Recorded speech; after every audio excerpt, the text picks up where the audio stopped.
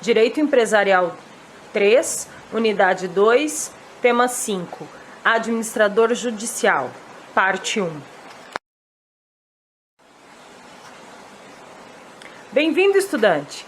Nesta aula, você vai conhecer a figura do administrador judicial, incluindo quem e quando pode ser nomeado administrador judicial, suas funções, sua remuneração, os impedimentos e as situações para destituição.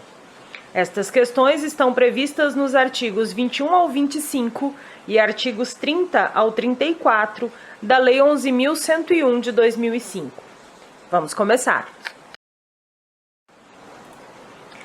Conduzir a falência ou a recuperação judicial de uma empresa exige a prática de atos de fiscalização, acompanhamento, gestão, relacionamento com credores e devedor, produção de relatórios, documentos, movimentação de ativo, verificação de passivo, entre outras muitas atribuições que são muito trabalhosas e complexas.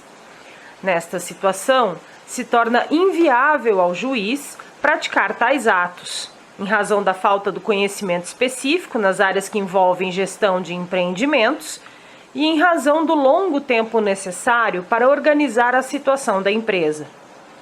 E todos sabemos que o judiciário está abarrotado de muitos outros casos que precisam da atenção direta do juiz. Assim, surge a figura do administrador judicial. Ele é o auxiliar do juiz nas ações de falência e de recuperação judicial e, portanto, é competência do juiz escolher e nomear quem vai auxiliá-lo. Importante esclarecer que o juiz não fica fora do processo, pelo contrário, o juiz participa nos momentos em que existe litígio na ação de falência ou de recuperação. A condução do processo é feita com o apoio do administrador judicial. O administrador judicial será nomeado na sentença que decretar a falência, conforme o artigo 99, inciso 9, da Lei de Falência, ou no ato que deferir a recuperação judicial, conforme o artigo 52, inciso 1º da mesma lei. Entretanto, o juiz precisa observar alguns requisitos antes de escolher o seu auxiliar, o chamado administrador judicial. Os requisitos estão previstos nos artigos 21 da Lei 11.101, que menciona: o administrador judicial será profissional idôneo, preferencialmente advogado, economista, administrador de empresas ou contador ou pessoa jurídica especializada. Portanto, os requisitos são idoneidade, perfil profissional e a possibilidade de ser uma pessoa jurídica especializada. Vamos analisar cada um dos requisitos. O primeiro deles é a idoneidade. A idoneidade é tratada na Lei 11.101 como a capacidade e adequação profissional, conveniência e suficiência para o desempenho da função de administrador judicial. Portanto, é uma idoneidade técnica e moral, e não uma idoneidade financeira. É preciso que a pessoa nomeada tenha capacidade técnica para desempenhar o papel de administrador judicial no processo. Além disso, há no artigo 1011 do Código Civil uma determinação sobre idoneidade que deve ser utilizada pelo juiz ao escolher o seu auxiliar. Menciona o artigo: o administrador da sociedade deverá ter no exercício de suas funções o cuidado e a diligência que todo homem ativo e probo costuma empregar na administração dos seus próprios negócios. O artigo 21 da Lei 11.101 traz perfis profissionais que o legislador preferiu para ser administrador judicial a ser escolhido pelo juiz. São eles: advogado, administrador, economista ou contabilista. Como eu disse, é uma preferência, não é uma imposição, mas mera sugestão do legislador ao juiz. O legislador considerou que tais profissionais, em virtude de sua formação, estão mais aptos a exercerem as atividades típicas de administrador judicial.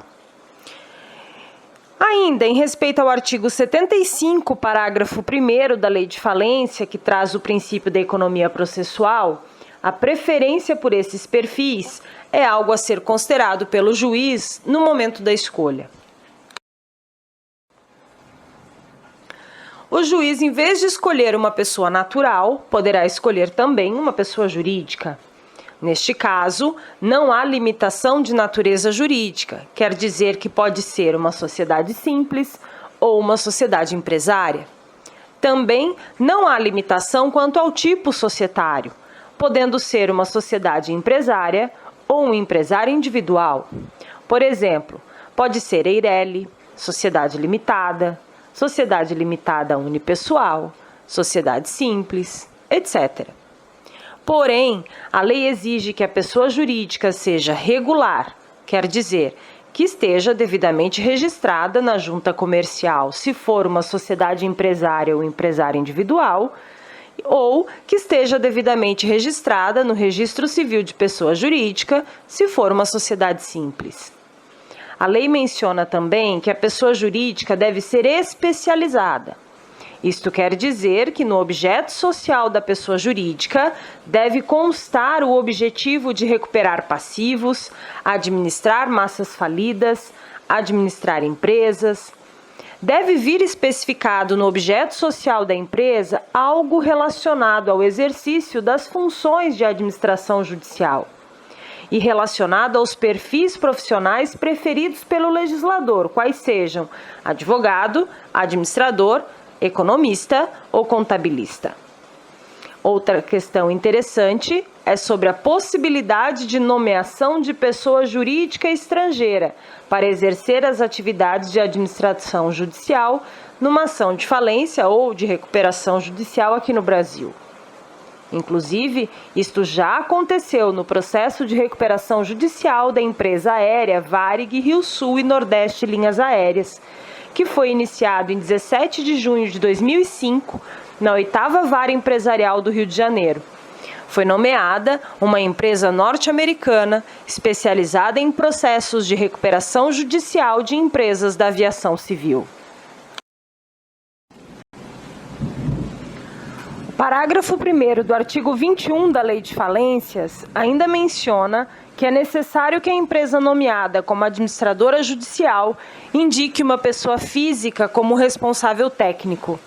E este responsável técnico responderá pela empresa nomeada, tendo responsabilidade solidária, quer dizer, responsabilidade compartilhada, junto com a pessoa jurídica, e responsabilidade ilimitada pelos atos que praticar no processo como representante da empresa nomeada como administradora judicial.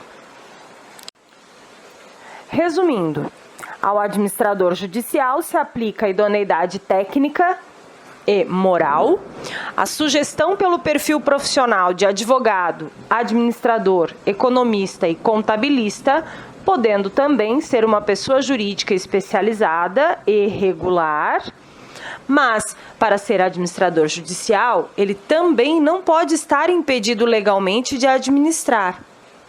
Minha nossa, e são várias as situações de impedimento. Vamos lá.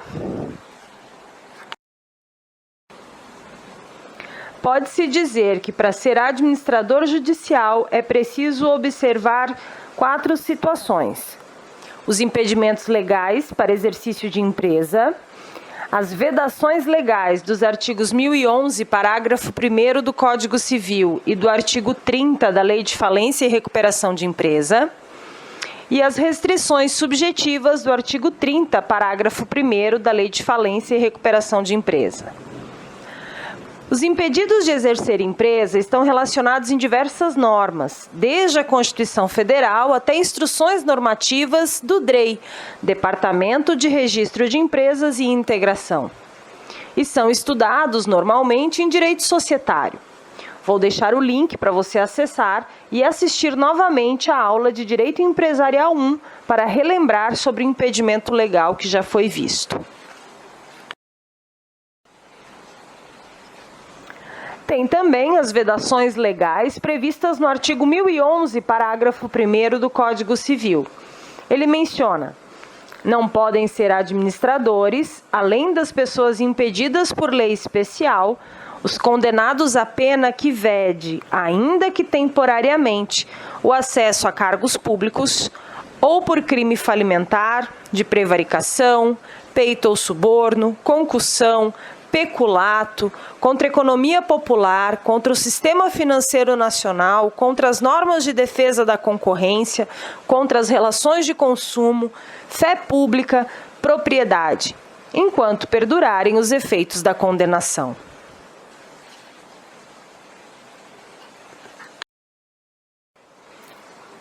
As vedações do artigo 30 da Lei de Falência e Recuperação de Empresas se trata da vedação por não ter idoneidade técnica. São vedações para ser administrador judicial e para desempenhar as funções de membros do Comitê de Credores. O artigo 30 diz assim: não poderá integrar o comitê ou exercer as funções de administrador judicial quem nos últimos 5 anos, no exercício do cargo de administrador judicial ou de membro do comitê em falência ou recuperação judicial anterior, foi destituído, deixou de prestar contas dentro dos prazos legais ou teve a prestação de contas desaprovada. As restrições subjetivas estão previstas no artigo 30, parágrafo 1º da Lei 11.101, e menciona: ficará também impedido de integrar o comitê ou exercer a função de administrador judicial quem tiver relação de parentesco ou afinidade até o 3º grau com o devedor, seus administradores, controladores ou representantes legais, ou deles for amigo, inimigo ou dependente. No caso de ser nomeado alguém que está impedido de ser administrador judicial, o procedimento a ser seguido é mencionado nos parágrafos 2º e 3º do artigo 30 da Lei 11.101. Primeiro, o devedor, qualquer credor ou Ministério Público, poderá requerer ao juiz a substituição do administrador judicial ou dos membros do comitê nomeados em desobediência aos preceitos desta lei. Neste caso, o juiz terá 24 horas para decidir sobre a substituição do administrador judicial. Esta decisão será feita por despacho interlocutório, cabendo o recurso de agravo da decisão do juiz. Assista a videoaula de Administrador Judicial, parte 2, para continuar os estudos sobre essa figura extremamente importante no processo de falência e de recuperação judicial. Lembre-se que no nosso ambiente virtual você também vai encontrar textos de leitura complementar para enriquecer e ampliar o seu conhecimento. Até a próxima aula e bons estudos!